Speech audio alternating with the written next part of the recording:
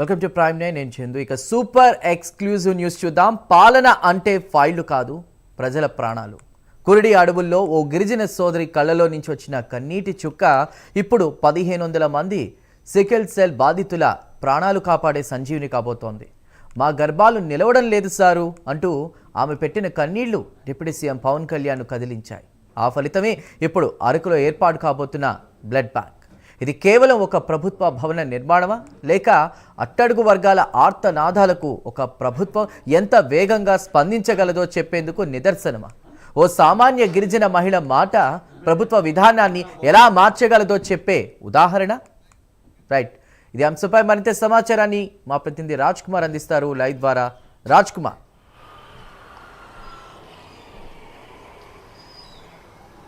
Right Chandu, మొత్తానికి ఆంధ్రప్రదేశ్ రాష్ట్ర ఉప ముఖ్యమంత్రి పవన్ కళ్యాణ్ నూతన సంవత్సర కానుకగా ఏదైతే గతంలో గిరిజనులకు ఏదైతే హామీలు ఇచ్చారో అందులో ప్రధానంగా వారికి ఇచ్చినటువంటి హామీలను, వారి జీవన విధానాన్ని ఆయనకు ఉన్నటువంటి పరిధిలో పాటుగా ఆయన పరిధి దాటి కూడా కొన్ని గిరిజన ప్రాంతాల ప్రజలకు ఆయన అండగా నిలుస్తున్నటువంటి పరిస్థితి కనబడుతుంది. తాజాగా ఏదైతే కురుడి గ్రామానికి ఏజెన్సీ ప్రాంతానికి చెందినటువంటి ఒక మహిళ దాదాపుగా ఆ ప్రాంతంలో మాట మంచి కార్యక్రమం ఏదో నిర్వహించినట్లుగా కూడా తెలుస్తుంది. ఆ నిర్వహించినటువంటి క్రమంలో ప్రధానంగా ఏదైతే మహిళకు ఒక మహిళ అక్కడ జరిగేటువంటి వాస్తవ పరిస్థితులు, వారికి ఉన్నటువంటి సమస్యలు, ఆవేదనను ఉప ముఖ్యమంత్రి పవన్ కళ్యాణ్ దగ్గరికి ప్రత్యేకంగా తీసుకొచ్చినటువంటి పరిస్థితి కనపడుతుంది. ఏదైతే ఈ దాదాపు సెలేనేమియా అనేటువంటి ఒక వ్యాధి అక్కడ చాలా ఎక్కువగా ఉంది. దీని బాధితులు దాదాపుగా 1500 మంది పైగా ఏజెన్సీ ప్రాంతాల్లో ఉన్నారని కూడా అక్కడ ఉన్నటువంటి వారందరూ కూడా చెప్తున్నటువంటి పరిస్థితి ఉంది. మరి వీరందరికీ కూడా అంటే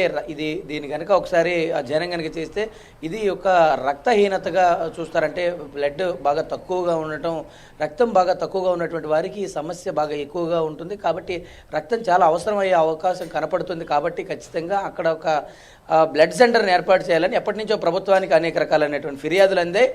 ఈ ఫిర్యాదులు అందినా కూడా ఇప్పటి వరకు దాదాపుగా రాజకీయ నాయకులందరూ కూడా ఓట్లు అడిగి అక్కడికి వెళ్ళి మళ్ళీ కూడా వచ్చేటువంటి పరిస్థితి కనపడుతూ ఉంటుంది. కాబట్టి మరి ఉప ముఖ్యమంత్రి పవన్ కళ్యాణ్ ప్రత్యేకంగా ఆయన తీసుకున్నటువంటి నిర్ణయాలు మనం చూస్తూ వస్తున్నాం. ప్రత్యేకంగా ఏదైతే పంచాయతీరాజ్ శాఖలో కావచ్చు, ఆయన తీసుకున్నటువంటి మిగిలినటువంటి శాఖల్లో కావచ్చు, ప్రభుత్వ విధి విధానాల్లో కావచ్చు, కొన్ని అధికారుల తీరుల విషయాల్లో కావచ్చు, అన్ని విషయాల్లో కూడా తనదైనటువంటి మార్కును పవన్ కళ్యాణ్ చూపిస్తూ వస్తున్నారు ప్రత్యేకంగా.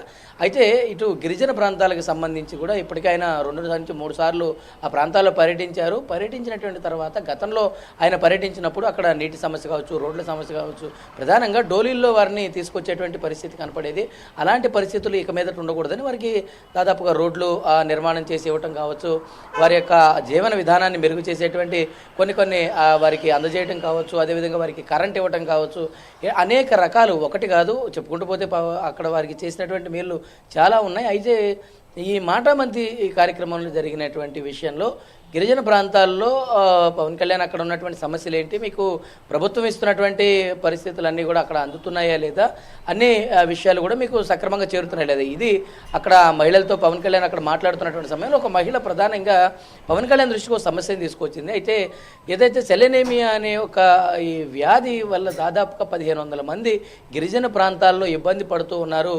ఎందుకనంటే గిరిజన ప్రాంతాల్లో ఉండేటువంటి వారు దాదాపుగా ఏజెన్సీ ప్రాంతాల వారు దొరికింది తింటూ అడవిలో జీవనం సాగిస్తుంటారు. వారికి సరైనటువంటి జీవన శైలి కావచ్చు, వారి యొక్క ఆరోగ్య పరిస్థితుల్లో ఏది సమస్య వచ్చినా కూడా వారు ఎవరికి చెప్పుకోలేనటువంటి పరిస్థితి ఉంటుంది. మరి అలాంటి ప్రాంతంలో సాధారణంగా ఒక ప్రభుత్వ ఆసుపత్రి నడపడమే చాలా గొప్ప విషయంగా భావించేటువంటి ఆ ప్రాంతాల్లో ఉన్నటువంటి వారందరూ కూడా సాధారణంగా ఇది ఒక గొప్ప విషయంగా భావిస్తారు. కానీ ఇలాంటి ఏదైనా ఒక అరుదుగా ఉన్నటువంటి వ్యాధి కనుక వస్తుంది, సాధారణంగా ఏదైతే ఇటు ఏజెన్సీ ప్రాంతాల్లో ఉంటే ప్రజలు కూడా చాలా తక్కువ మంది నివసించే అవకాశం ఉంటుంది. అలాంటి తక్కువ మంది నివసించే వారికే దాదాపు అందులోనే 1500 మందికి ఈ వ్యాధి ఉందంటే ఏ విధంగా దీన్ని నివారించవచ్చు అని ప్రత్యేకంగా పవన్ కళ్యాణ్ కొంత అధ్యయనం కూడా చేశారు. అయితే బ్లడ్ సెంటర్ని ఏర్పాటు చేస్తే కొంత దీన్ని నివారించే అవకాశం, ఎందుకంటే వారికి రక్తం ఏదైనా తక్కువైనటువంటి సమయంలో రక్తం గతంలో చాలాసార్లు చూసాం, రక్తం అందక చనిపోయినటువంటి వారు చాలా ఉన్నారు.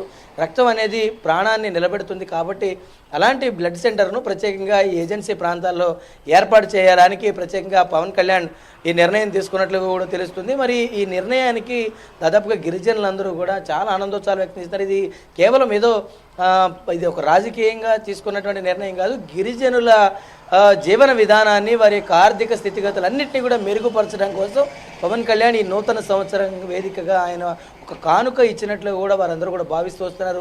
చాలా ఆనందోత్సాహాలు వ్యక్తం చేస్తున్నారు వారు. ఎందుకనంటే వారిని సాధారణంగా గిరిజనులు అంటేనే ఎవరు కూడా హక్కును చేర్చుకునేటువంటి పరిస్థితి ఉండదు.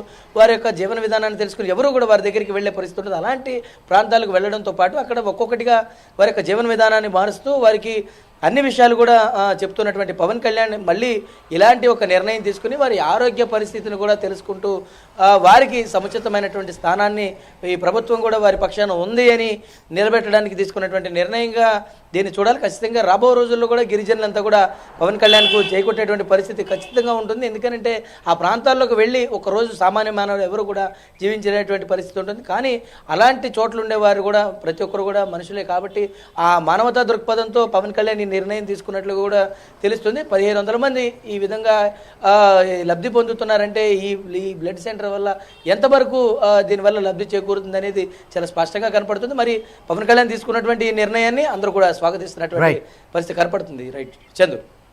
Right Raj Kumar, thank you.